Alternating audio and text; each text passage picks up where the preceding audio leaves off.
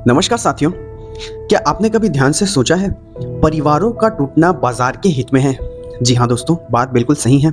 जब परिवार बिखरते हैं ना तो बाजार फलता फूलता है। पहले एक परिवार एक घर खरीदता था या बनवाता था, अब एक से अधिक घर खरीदने पड़ते हैं, एक से अधिक कार लेने पड़ रहे हैं, एक से अधिक टीवी, फ्रिज और न जाने घर से संबंधित अनेक चीजें जो कभी पूरे परिवार के लिए पर्याप्त हुआ करती थी, वो अब हर चीजें हमें मल्टीपल टाइम्स लेनी पड़ती हैं। बीते वर्षों में हमारे बाजार में बाहर आ गई है, लेकिन समाज और परिवार बिखरते चले गए। न जाने कितने ही आक्रमणकारी आके चले गए, लेकिन एक चीज जिसे कोई अभी तक छू भी नहीं पाया, वो थी भारत की संयुक्त परिवार व्यवस्था, यानी जॉइंट फैमिली सिस्टम।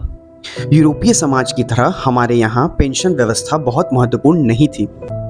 हमारे यहाँ अकेलेपन नाम का कोई बीमारी हुआ ही नहीं करती थी। मानसिक स्वास्थ्य कोई बहुत बड़ी व्यापक समस्या नहीं थी।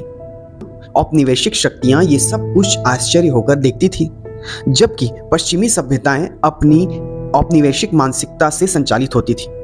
उनका सबसे बड़ा धर्म सिर्फ पैसा था। दूसरी ओर भारत, जहां लोग आपस में मिलजुल कर रहते थे।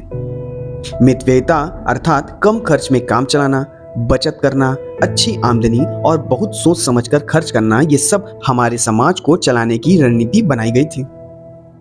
पर अब एक नए फार्मूला बना के परिवारों को तोड़ा जा रहा है। जब हर व्यक्ति अलग अलग रहेगा तो डिमांड अपने आप बढ़ेगी। बाजार यही तो चाहता है। आपको फिल्मों, आपको मीडिया के माध्यम से सिर्फ यही तो दिखाया जा रहा है। आप जितना अलग होंगे, आपकी उतनी ज़रूरतें बनती जाएंगी, उतने आपको अपनी डेली नीड्स की ज़रूरतें होंगी। इसीलिए तो ये सब तोड़ने का फॉर्मूला बनाया गया है। मीडिया और फिल्मों की सहायता से समाज को बताया जाता है कि बड़े परिवार में व्यक्तिगत इच्छाओं को दबाना पड़ता है। आपने कभी सोचा है कि सास बहू के झगड़ों वाले सारे सीरियल्स के पीछे का हिडन मैसेज सिर्फ यही था? सबका हल यही कि घर को छोड़कर अलग रहना ही ठीक है। न्यूक्लियर परिवार को ग्लैमराइज किया गया। भारतीय परिवार व्यवस्था के साथ बहुत बड़े षड्यंत्र के परिणाम स्वरूप अब हमारे सामने दादा दादी और परिवार के बुजुर्ग अब हमें बोझ लगने लग गए हैं। दोस्तों, हमारे बच्चे अब पूरी तरह से अकेले हो गए हैं। उन्हें नहीं लगता, लेकिन है वास्तविकता। मोबाइल फोन में खोए हुए रहते हैं वो। धीरे धीरे सुख दुख के रिश्ते भी समाप्त हो जाएंगे।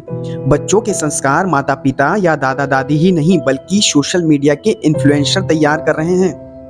पहले जो काम दादा दादी या परिवार के बड़े बुजुर्ग हमारी हर समस्या के लिए फ्रंट पे खड़े होते थे, अब वैसा कुछ नहीं है।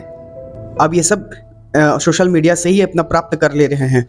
त्योहारों का मतलब तो अब बहुत सारा ऑनलाइन ऑर्डर रह गया है। चाहे वो सामान की ज़रूरत हो या ना हो, बस आपको उसको मंगवाना है। ढेर सारे सब्सक्रिप्शंस हैं हमारे पास जो हर तरह के इच्छाओं को पूरा करते हैं। मात्र 2 दशक के अंदर हमारा समाज पूरी तरीके से बदल चुका है, और आप ये भी अपने सर्कमफेरेंस में आप ये चीज़ महसूस भी कर सकते हैं। ये प्रश्न खड़ा होने लगा है कि हम क्या से क्या हो गए हैं। क्या आपने सोचा है कि क्यों हमें दिवाली पर परिवार के साथ खुशियां मनाने के बजाय ऑनलाइन शॉपिंग करना बहुत अच्छा लगने लग गया है?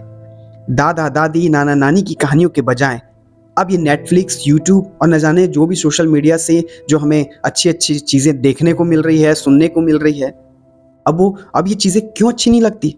दादा दादी की कहानियाँ, बड़े बुजुर्गों की कहानियाँ। यदि आप इस समस्या को देख पा रहे हैं तो इसका हल भी आपके पास ही संभव है। दोस्तों, संयुक्त परिवार को अपनी संपत्ति समझें, बोझ नहीं। बच्चों को धर्म और फैमिली के बारे में पॉजिटिव बात बताएं। यदि आप अपने बुजुर्गों का सम्मान करेंगे, तभी आपके बच्चे भी आपका सम्मान करेंगे। दादा दादी, नाना नानी ये परिवार के अनिवार्य हिस्से हैं। ध्यान रहे, बच्चों को अच्छे संस्कार माता पिता से ही नहीं, बल्कि ये घर के जितने बड़े बुजुर्ग होते हैं ना, दादा दादी, नाना नानी, चाचा चाची, मामा मामी, जो उनसे बड़े हैं, 90s से पहले के हैं, उनके पास ही उनको सही संस्कार और अच्छे समाज में चलने की व्यवस्था के बारे में मार्गदर्शन मिलेगा। दोस्तों, अगर ये वीडियो आपको इन्फॉर्मेटिव लगा हो तो वीडियो को लाइक करें, चैनल को सब्सक्राइब कीजिए ऐसे ही इन्फॉर्मेटिव नॉलेज के लिए। नमस्कार साथियों।